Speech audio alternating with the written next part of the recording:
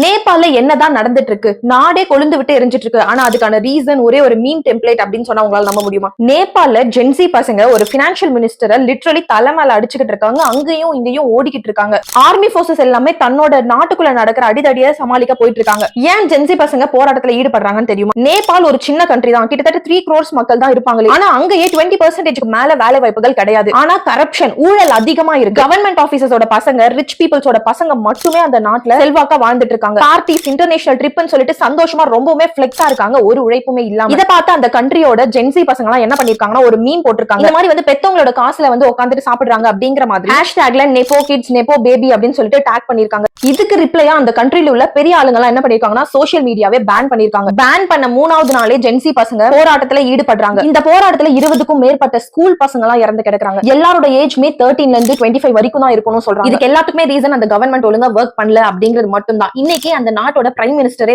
Resign பண்ணிட்டு போயிருக்காரு. இந்த மிடில் கிளாஸ் பசங்க ஒரு பர்த் சர்டிபிகேட்டோ இல்ல ஏதோ ஒரு ரெஜிஸ்டர்ட் சர்டிபிகேட் வாங்கணும்னாலே அவ்வளவு கரப்ஷன் வாங்குறாங்க. இதெல்லாம் பார்த்து அவங்களுக்கு கோபம் அதிகமாகுது. ஜஸ்ட் பணக்கார பிள்ளைங்களை கிண்டல் பண்ணதுக்காகவே சோஷியல் மீடியாவை ஒரு கண்ட்ரி பேன் பண்ணுதுன்னா இது எவ்வளவு பெரிய தவறான விஷயம். நேபாள் ரொம்பவே அமைதியான கண்ட்ரி அப்படின்னு பேர் எடுத்துட்டு இருந்தது. பட் இன்னைக்கு அது எல்லாமே ஒட்டுமொத்தமா அழிஞ்சிருச்சு.